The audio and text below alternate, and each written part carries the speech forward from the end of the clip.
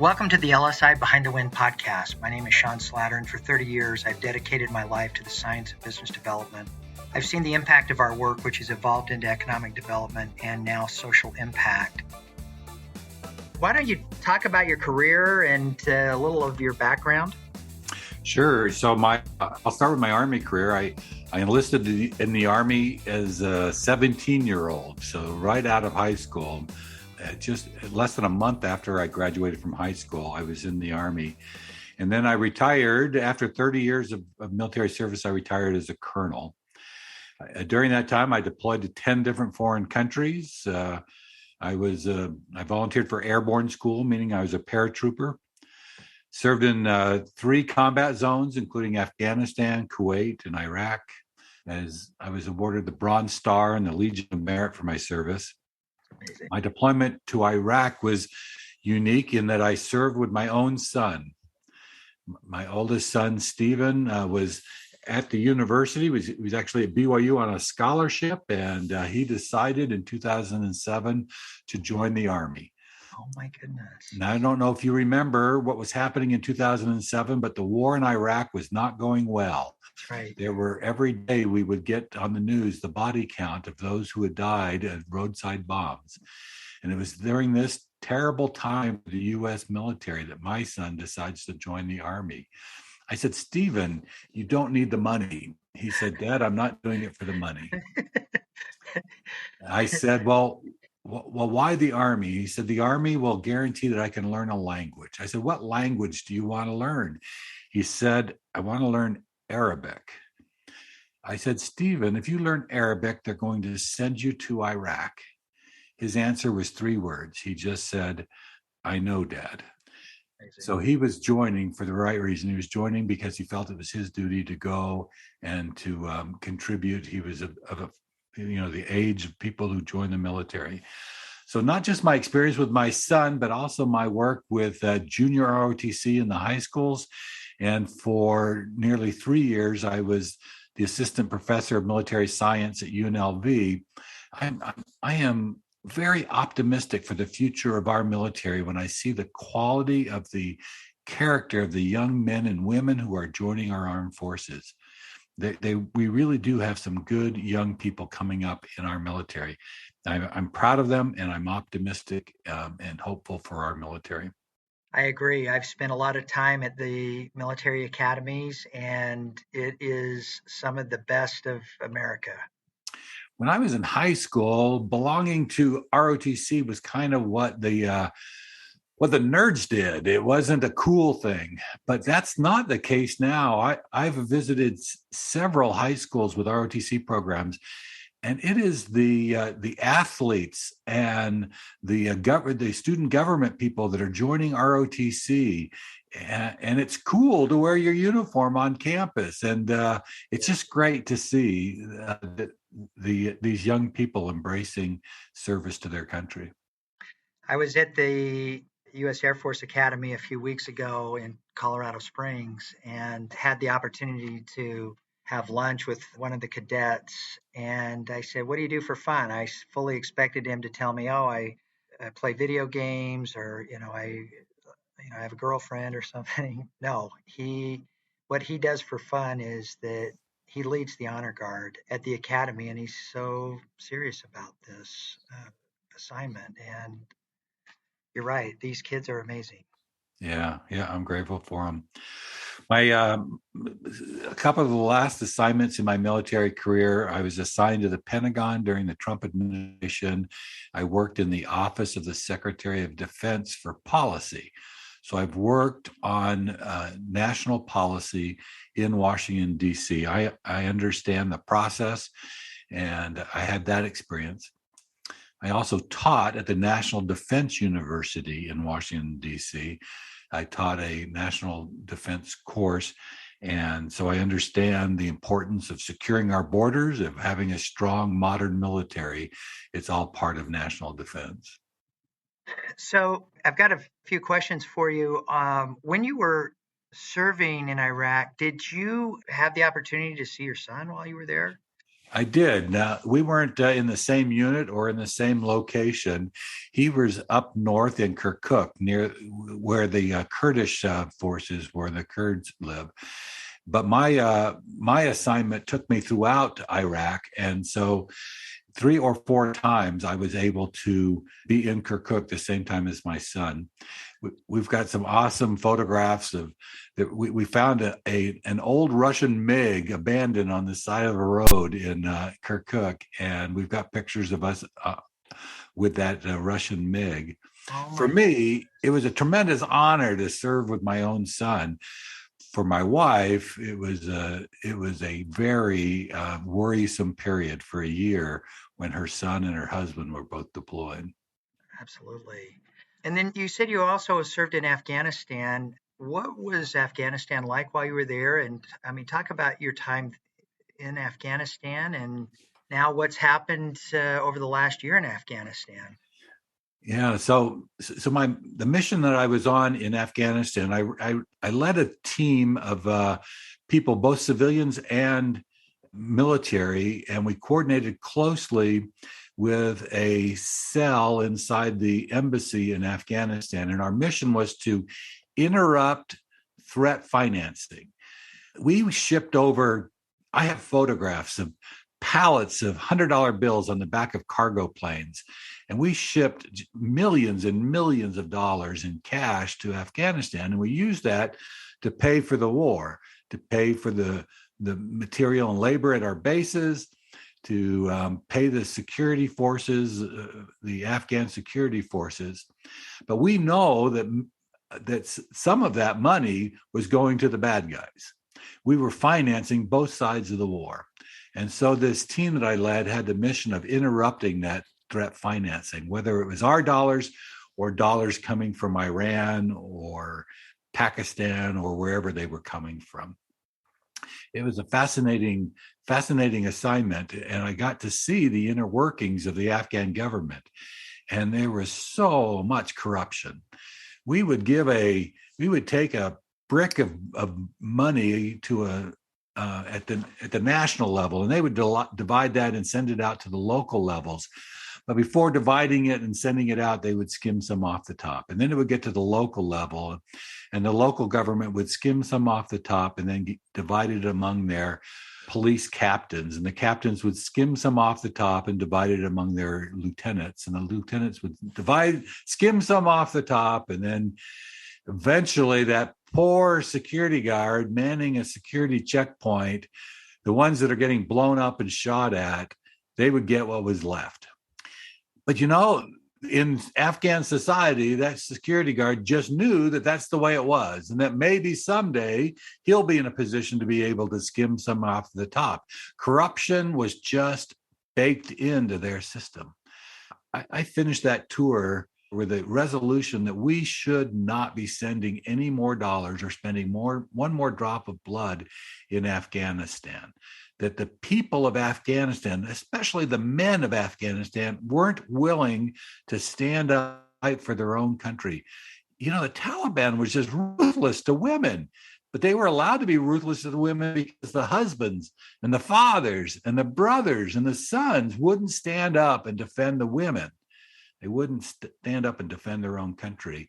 And so I came out with a resolution that we shouldn't be spending any more money on a corrupt government or spending the lives of any more Americans defending a country that won't defend themselves. What led you to want to serve in the military? And I mean, talk about your childhood and how you became interested in serving. So both my parents were in the Navy when I was young. In fact, my mom outranked my dad. that lasted their entire life. Amazing. But I don't have any recollection of them serving in the Navy. They had gotten out before I was born. But I had a desire to go to college, and I didn't have good enough grades to get a scholarship. I wasn't talented enough in sports to get a scholarship. But in 1976, it was coming to the end of the Vietnam era, and the Vietnam era GI Bill was about to go away. And so I saw the military as an opportunity for a way to pay for my college. So my original desires for joining the Army were rather selfish. It was hey, how can I get money to go to college? But once I got in, I developed a real love of the military, and there's this brotherhood and sisterhood among soldiers that is hard to replicate any place else. You are in this thing together, and it's something I've been retired now for 2.5 years, and it's something I miss terribly. Every week, at least once or twice every week, I will have a dream that I'm back in the military. So at 17, my motivations were money for college, but eventually it was a love of the military, especially the men and women with whom I served, that drove me and kept me going. You said you've been in Nevada for 30 years. Did you grow up in a city or state, or did you move around because your parents were in the Navy? So we have 5 kids in our family. My parents had 5 children, each one of them born in a different state. My brother was born in Maryland. I was born on the other coast in California, then Chicago, St. Louis, and Tampa, Florida. And it was in Florida that I joined the Army. And then I was moved around in those first 9 years in the Army. Well, the first 9 years of my marriage, my wife and I had lived in 10 different homes. Oh my goodness. Yeah. And we moved to Las Vegas from Tokyo. Tokyo was one of our last assignments on active duty. I spent about 15 years on active duty and 15 Great years in the assignment. reserves. Yeah, and so we moved to Las Vegas, Henderson actually, from Tokyo. So your children have really, they have an affinity for Nevada as well, I would assume. Yes, there. So our oldest was 7 when we moved here. Our youngest was born here, and so our children have grown up in Southern Nevada, and they love it. In fact, they've each bought a house in our neighborhood. We are living the grandparents' dream. We have 4 grandkids who can all walk to our house. That is fantastic.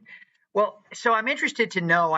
You've got this whole career and DNA of serving, and that sounds like was instilled from your parents at an early age with their service. And so, after serving your whole career in the U.S. Army, you decided that you wanted to serve Nevada in the Congress. And what in the world compelled you to want to do this? Yeah, this was not a bucket list or something that I had any aspirations for. I mean, after we left the military on active duty in Tokyo, we moved to Henderson, and for 9 years, I was the director of supply chain for the local utility, Nevada Power, now called NV Energy. And then after 9 years there, I left to start my own business. And for 20 years, I ran a small business in Henderson. And I also, during that time, I taught at UNLV. I was an adjunct professor at UNLV, also the National Defense University, which I've mentioned, and the American College. And after the election of 2020, where all of Nevada, every constitutional office in Nevada except for one went to the Democrats, and the Democrats had control of the Assembly and the Senate. And then we saw this monopoly of power in Washington, D.C., where the Democrats took the presidency. The U.S. Senate is split evenly, and then they had the House of Representatives. And I just saw this dive into socialism and this loss of freedom at both the local and the national level. And I decided I could no longer just sit back and hope that somebody else will do something about it. I've had all of this experience in the military and in running a business and in education. And I decided I wanted to do something so that my kids and my grandkids can grow up with the same freedoms and opportunities that you and I have had as we've grown up. It's amazing. So, talk about some of the things that you're really interested in accomplishing in this service in the Congress. What you've got such an interesting background with your military service. You mentioned your time serving as on the Nevada Energy Advisory Committee, and then also being in Nevada for so long now, you know some of the challenges in the West. And Nevada is similar to most of the Western states where there is a large rural part of the state, and then you've got this small urban part of the state. Will you talk about some of the things that you'd like to see accomplished while you're serving in the Congress? Yeah, so the issues I think that are most important to Nevadans, and I've spent the last 14 months, we sold our business, I quit my job. And so for the last 14 months, I've spent full time out talking to members of the Nevada's first congressional district, and the issues that keep resonating, and I keep hearing from them. One is school choice. Nevada is now ranked 49th or 50th in the states for education. We have a very poor education system in Nevada, and nationally, the United States is now only 25th in the world. We used to be number one in math, science, and reading. Now, as a nation, we're 25th in the world. If this were the Olympics, we wouldn't even qualify for the medals round. And so parents want to have the choice and the resources to take their children out of these failing schools. And so I'm all for school choice. I think parents ought to be able to choose which education option is best for their child, whether that's public or private or co-op or magnet or any of the other options. And that competition among these schools will improve performance of everybody. I would like to see educators and bureaucrats responsible to parents and be doing things to try to keep parents happy and increase the performance of our schools. So school choice, a big issue in Nevada. Second is inflation in the economy. The people most hurt by inflation are the low income, middle income, and those on fixed incomes, especially the retirees on fixed incomes. They're seeing their savings dwindle, not only because the value of the dollar is going down, but because they have to spend more of their savings to buy gas and groceries. And this spending this inflation has all been caused by two things. It's all government policy. One is the excess spending that we've done at the federal government, just printing and spending trillions of dollars that we don't have. And then, so that's created all of this demand as we've spent all of this money. And then we've hurt the supply. Inflation is caused because of an imbalance in supply and demand. And we hurt the supply by paying people not to go to work. It shut down our factories and our businesses, the people who produce the goods. We hurt those companies, not because of the panic, but because of government policy that shut down businesses and people not to work.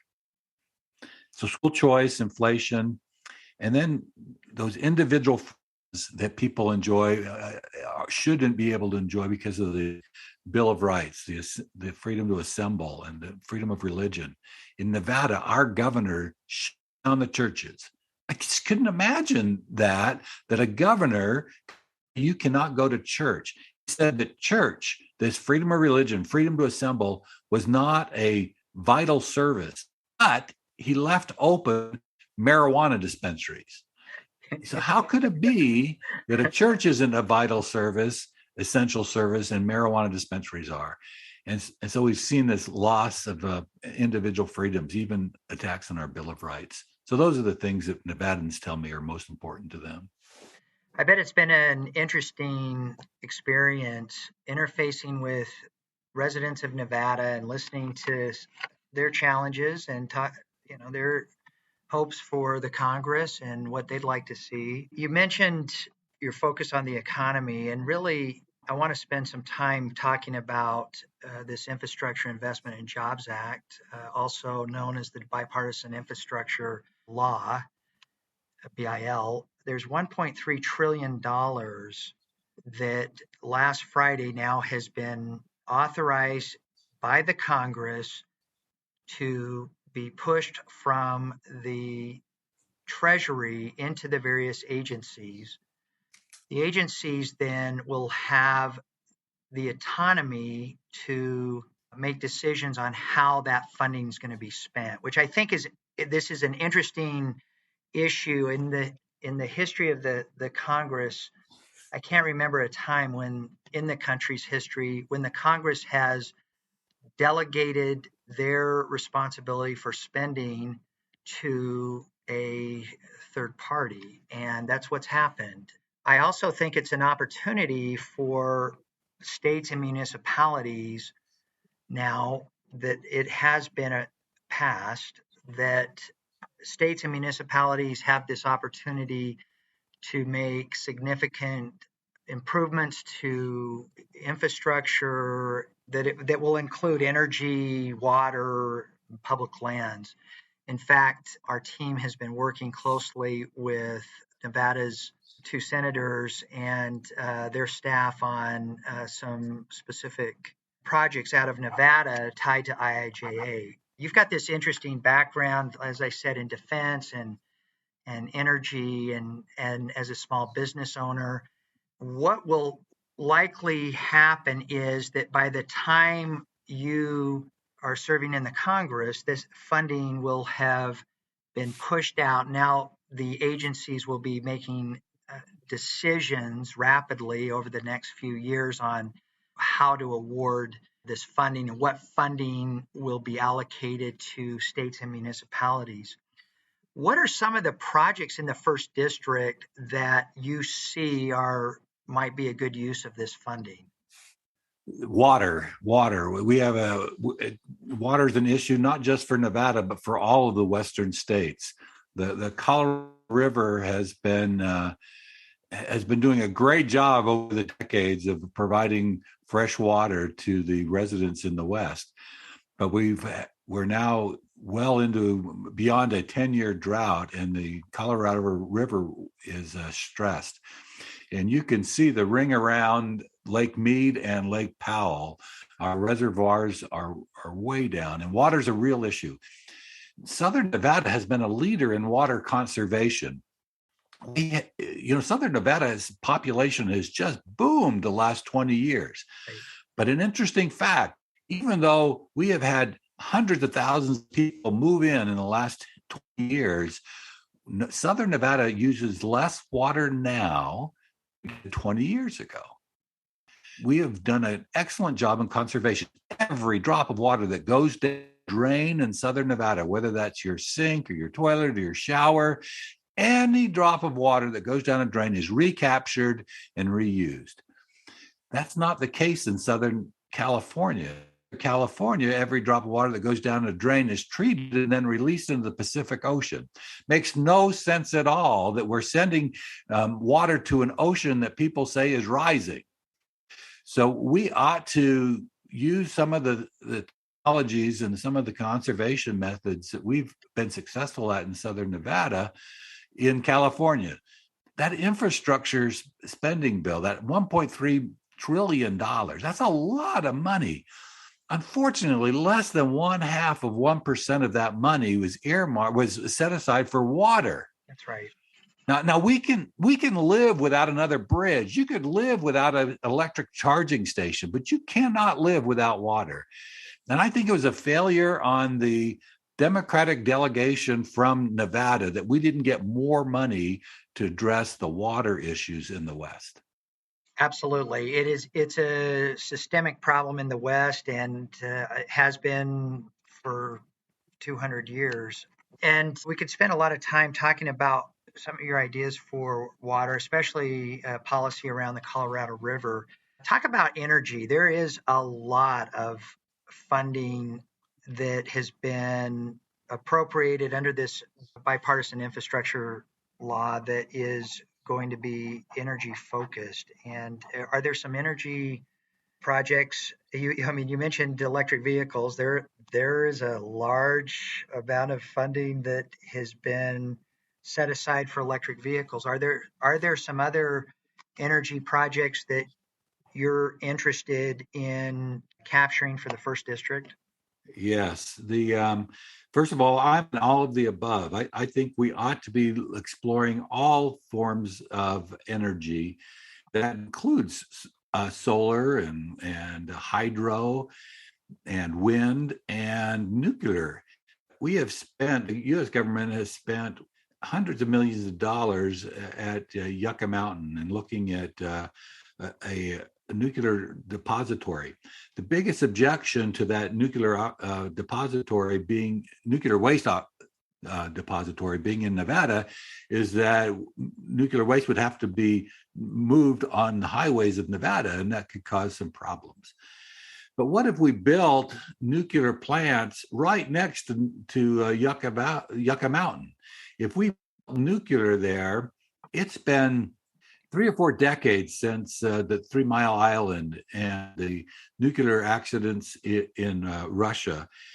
We've advanced much further in our nuclear technology. You just look at our nuclear navy. I mean, there are submarines and aircraft carriers that only have to refuel every 30 years. They can be out of port and don't have to refuel for 30 years. And we've done that without any accidents or incidents. And so technology is advanced, and I'd like to see Nevada be a leader in nuclear energy production. And we don't have to worry about transporting nuclear waste if we build those nuclear plants right next to the waste depository at Yucca Mountain.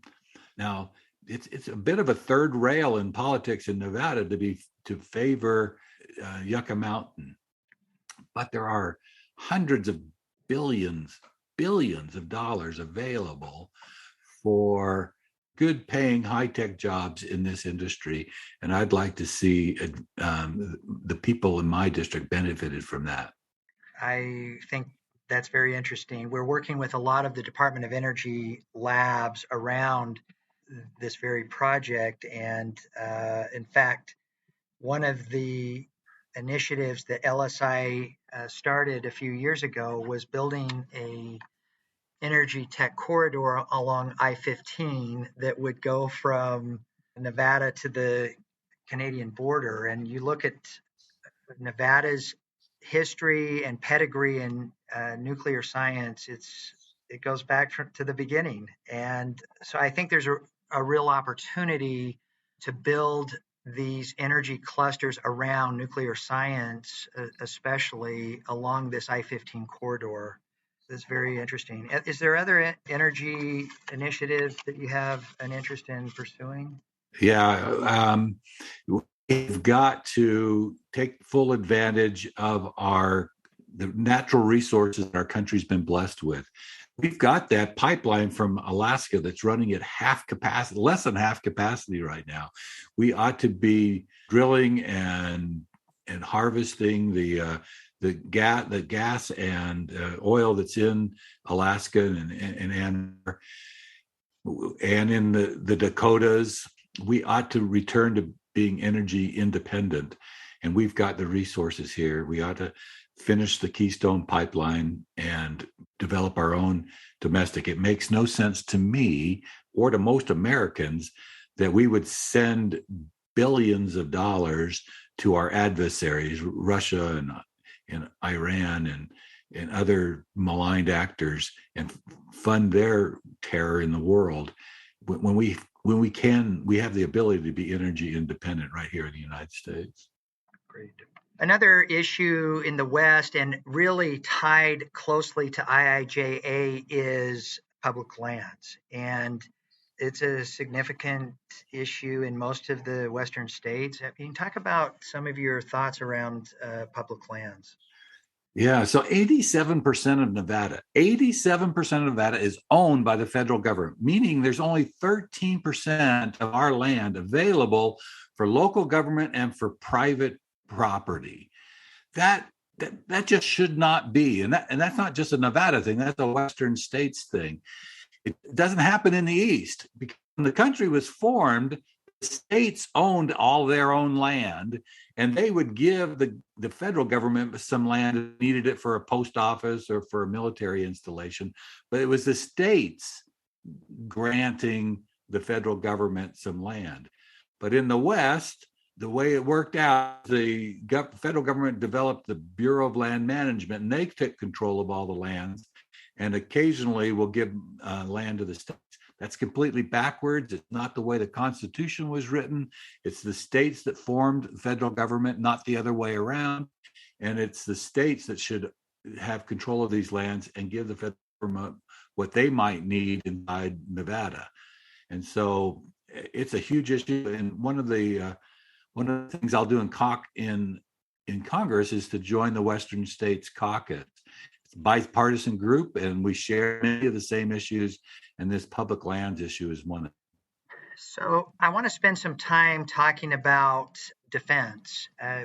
Obviously, with your background and then your time working with the Congress as a policy advisor for the Army, and I'm sure you learned a lot of interesting things. I talked to a lot of the various policy leads that are military in a congressional office, and they often will tell me, I've done a lot of interesting things. This was unexpected. What were some of the things you remember serving as a policy lead for the Pentagon?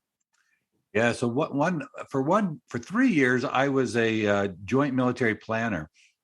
I was assigned to Norfolk Naval Station, and it was a joint command. My boss was an Air Force colonel, and his boss was a Navy admiral. And we reviewed war plans all over the globe. You know, the globe is divided into 6 geographic combatant commands: North America, South America, Europe, Middle East, and so forth. And we were doing and exercising and updating those war plans all over the United States. It was a fascinating assignment for me. And it's interesting that this was in the time period around 2014, 15, that area. And many of the war plans had Russia as not an ally, but as a friendly country. The plans did not consider Russia an adversary at that time. I guess it was hopeful on our part. And so we had to do a lot of revisions on those plans because even at that time, Russia was not friendly to us, and was maybe we used the word competitor, not adversary, but now it's become adversary. And so that was an interesting assignment for me. I traveled the world working at those 4-star levels on reviewing and updating war plans, and yeah, I learned a lot on our strategies and our philosophies and the national strategy for fighting our wars. You mentioned the Department of Defense, touched on Department of Defense installations in Nevada. Talk about Nellis and some of the importance of the installations themselves in Nevada. Yeah, so Nellis is an important installation, not just to the United States military, but to our allies. We conduct red flag exercises here, where we bring air forces of countries around the world in to do joint exercises, and it's a fascinating thing for Southern Nevada residents to be able to watch the skies over our homes and see the aircraft of foreign countries flying over our skies. And it's also home to the Air Force's jet team, the Thunderbirds. So we get to watch them practice over our skies as well. And then we have Creech, which is about 50 or 60 miles outside of Las Vegas. And it's actually from Creech that many of the unmanned drones are flown around the world. So we have pilots sitting at computer terminals in Creech Air Force Base flying these drones. So it's really strategically important installations here in Southern Nevada.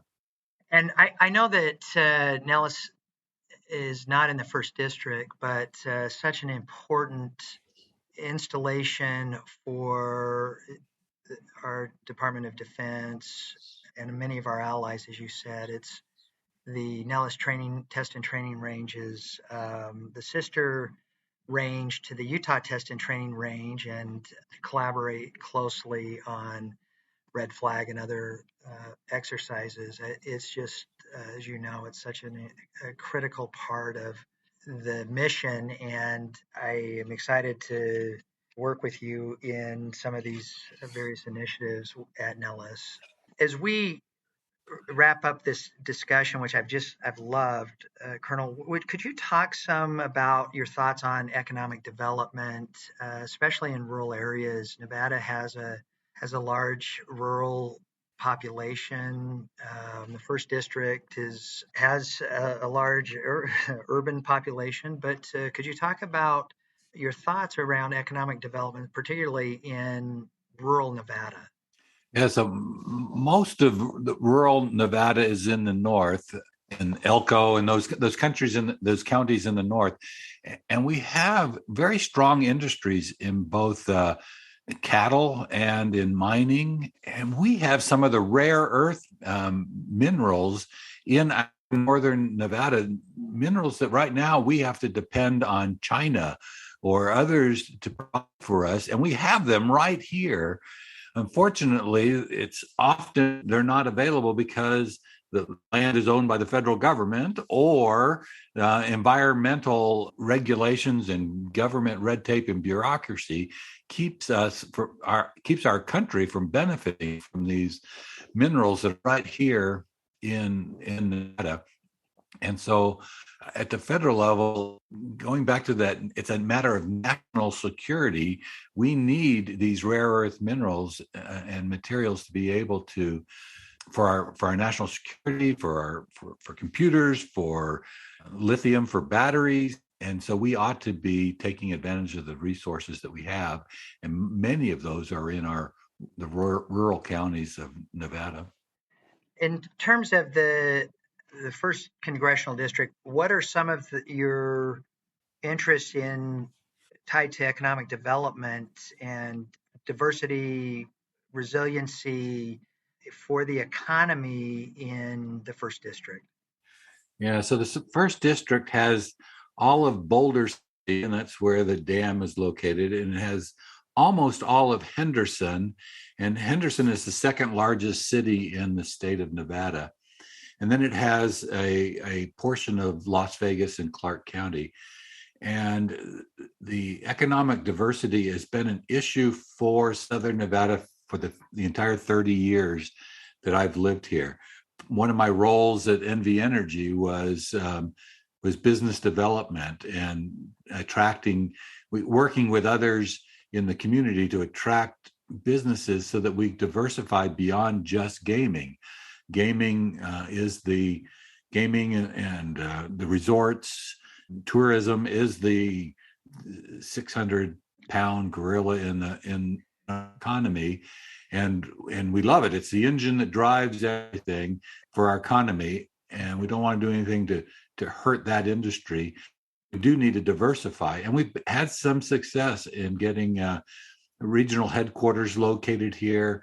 Amazon has many of its resources here.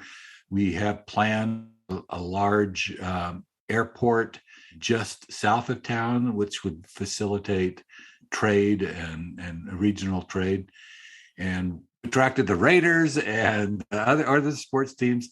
So we are diversifying our economy, and we've had some real good success in that, and I would support and encourage that continued diversification. Talk about the redistricting. That's going to change the chemistry of the first district significantly. And I mean, talk about your thoughts about the redistricting of the first district.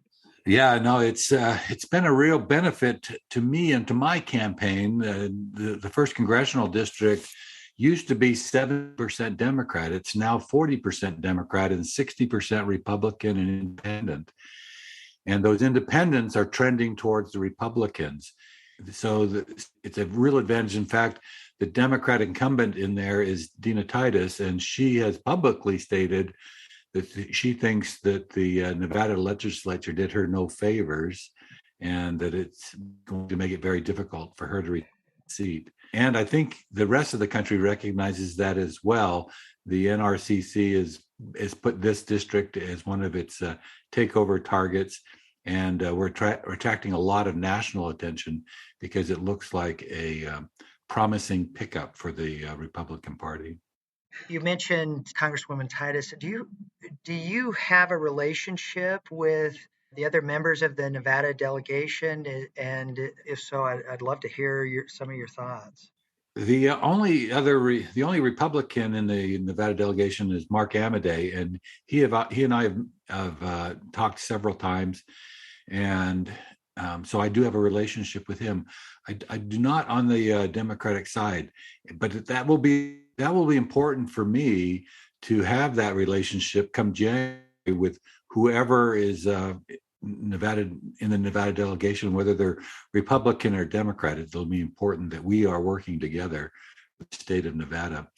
My youngest son, my parents took my youngest son, Tanner, back to Washington, D.C. when Harry Reid and John Ensign were both senators from Nevada. And I remember that they jointly, John Ensign and Harry Reid jointly held breakfast for constituents. And my son got to meet both of them and have his picture taken at the same time with both senators. And I think that's a good thing, when you can reach across the party and find things that are common and good for all members of Nevada and all members of the United States. And so I think it would be important for me to have that relationship with the entire Nevada delegation. What are some of the committee assignments that you'd really like to pursue in this term? Are there some? You'd mentioned some of the things that you'd want to accomplish. Are there some committees that you're very interested in serving on? Yeah, I think armed services is a natural because of my experience, but also the Veterans Committee. A lot of the people I talk to are veterans, and there's so much we could do to improve the quality of care offered by the Veterans Administration without increasing costs for the taxpayers. But natural resources, I think, is a committee assignment that I would seek. Again, talking about the water issues in the West, but also talking about these rare earth minerals and other mining opportunities that we have in Nevada.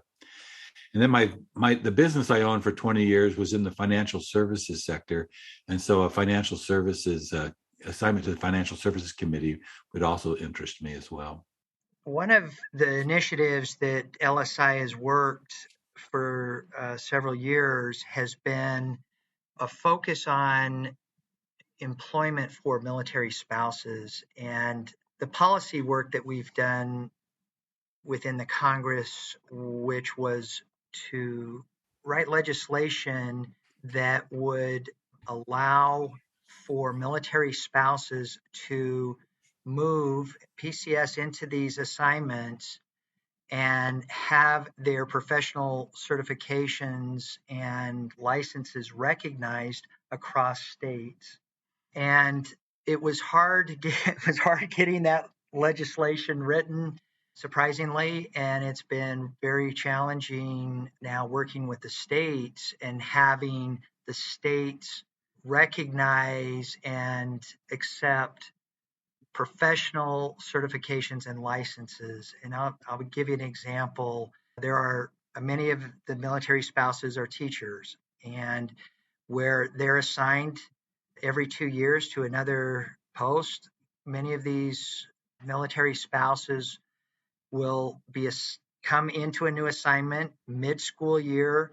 They have to wait months until the school year starts. But what we had found was that many of the states would not recognize their licenses and certifications across state lines. And there are other vertical industries in which that's been a problem as well, such as nursing and allied health sciences. And I think for a number of reasons, these military spouses pursue careers, these service careers that oftentimes require certifications and licenses. And maybe talk for a minute about your experience 30 years in with the U.S. Army and what it was like moving. You mentioned that early in our discussion, and your thoughts around military spouse employment and the importance of that for the U.S. military.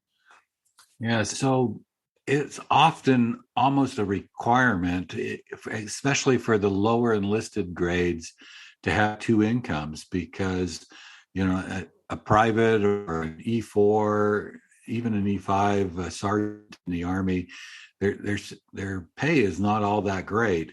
And so oftentimes those families require a second income. My wife was almost the entire time we were in was able to contribute to our family budget by either doing daycare or preschool in our home. And the military installations had a licensing process to go through. And they were actually very supportive of spouses and helping them do something like home daycare. So I see the need for support for military spouses, especially those that are professional, as you mentioned, healthcare professionals or teachers. Now, in principle, and I am against federal government mandates. I think that the Constitution says that the power should be with the state. States should do this. And so I think a lot of our efforts should be at those organization of governors and these organizations, state legislatures, where we persuade, we don't mandate at the federal level, but we persuade or encourage states to look at this. And states benefit from having U.S. military present in their state. It is economic boom for the communities where we have military installations. It's an economic boom even for the school districts, because the federal government recognizes that many of our military families live on base but go to school in the public schools, and so the federal government gives a subsidy to school districts for each of those children of military members who attend the public schools. And so there's the dollars that are being given to the schools, and they're benefiting from that. And in Nevada, we have a severe teacher shortage. It would help our school district if we had an expedited process for licensing military spouses so they could teach in our school district.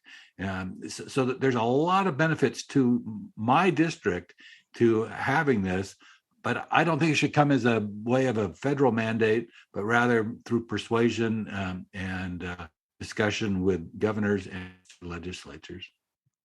Absolutely. It's a huge issue. I mean, as we look at all of the open positions that exist across the country that companies and government entities are trying to fill and having a difficult time. There's 1 million military spouses that are unemployed that want to work, and these individuals are incredible patriots and have sacrificed a lot as a military spouse.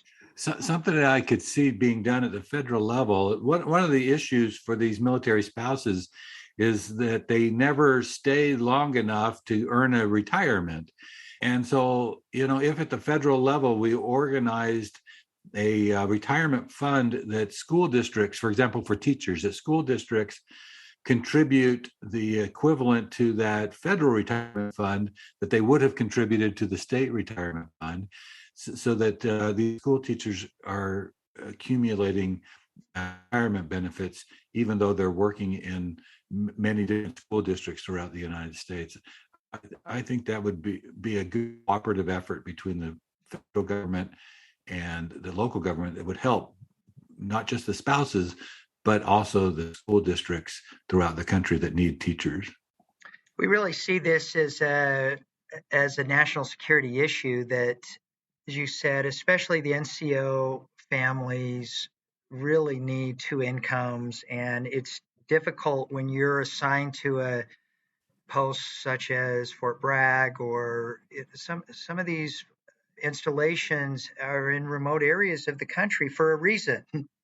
And I think I heard that there was 100,000 military spouses in and around Fort Bragg. And I mean, you've been to a lot of these places, you know what a challenge it is. And I think this is a real opportunity for us to support these members of our armed services and their families.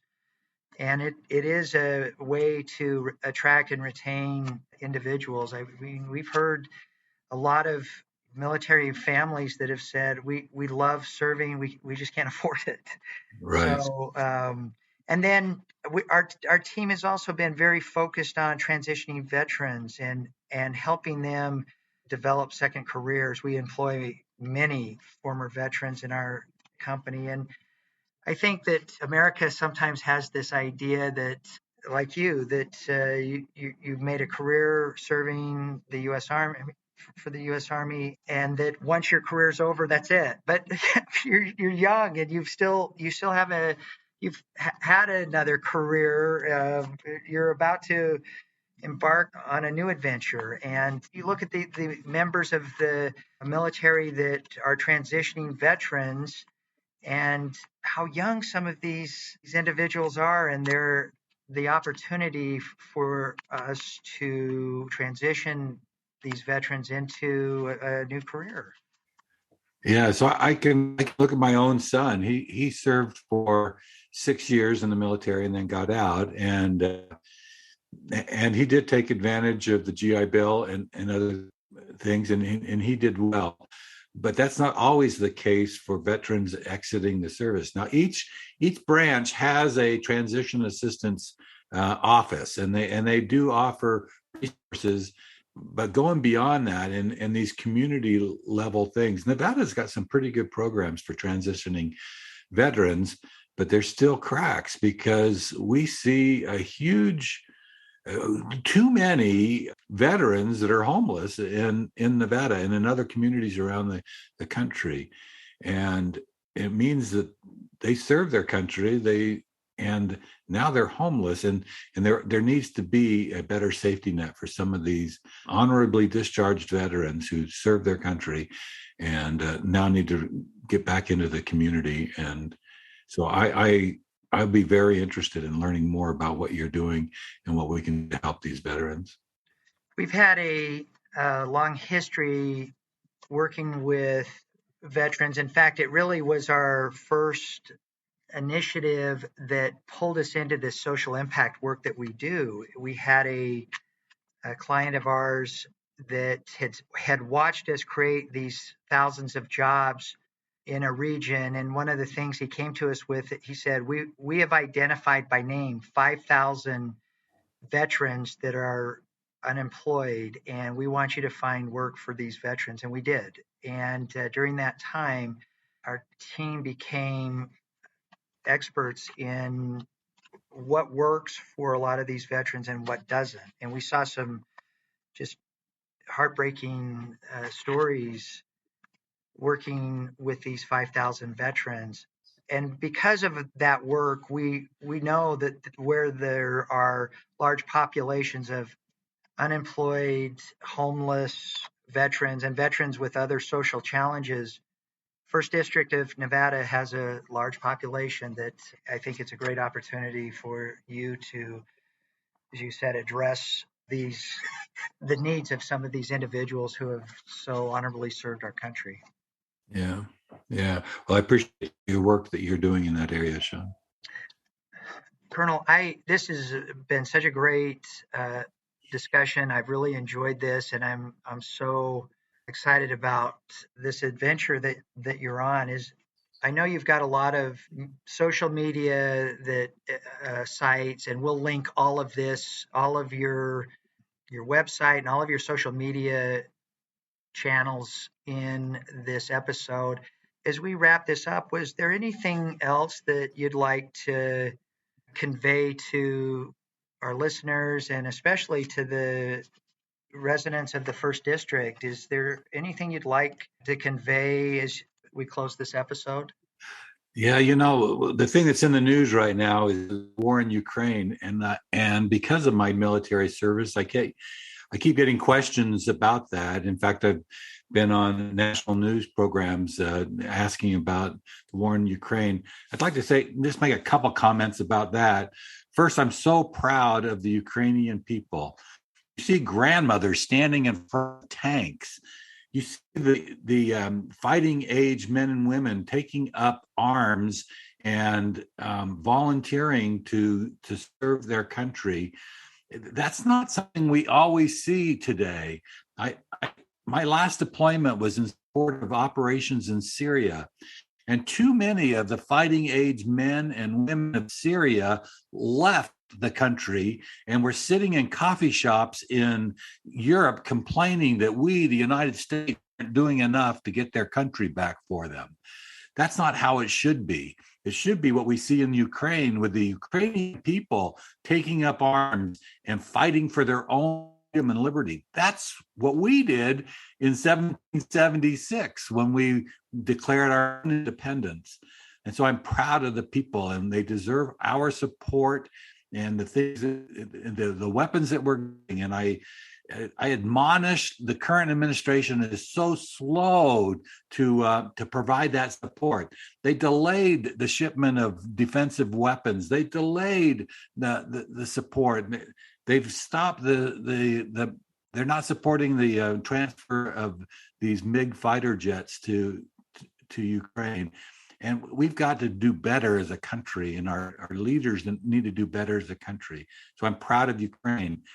And I think that we, the United States, the President of the United States, President Joe Biden, ought to let Putin know in unmistakable language that we intend to try him as a war criminal, and that we will designate the country of Russia as a sponsor of terrorism, and that they will not benefit from this war in Ukraine. In fact, we will use the funds that we've seized from Russia. We will use those funds to rebuild Ukraine. That Vladimir Putin will not benefit from this terrible human disaster he's created all on his own in Ukraine, and that we, the United States, will not sit by, allow him to benefit from this. So those are some of the things that I would do. I think we ought to also use our vast communications and cyber and psyop options to inform the people of Russia what their country is doing, what Putin is doing, because the long-term solution is for the people of Russia to take care of this. But they don't know what's going on because of the blackout in Russia. And so we have many different cyber and communication options that we can use to inform the people of Russia what's going on. So those are some of the things that how I would respond and what I would encourage the administration to do. Thank you for that. Well, this will be an interesting journey over the next several months, and we look forward to working with you. Colonel Robertson, thank you so much for being with us, and really thank you for your service. It's incredible to have the opportunity to connect with you, and look forward to working with you in the Congress. Well, thank you, Sean. I appreciate all you're doing, and I appreciate this time.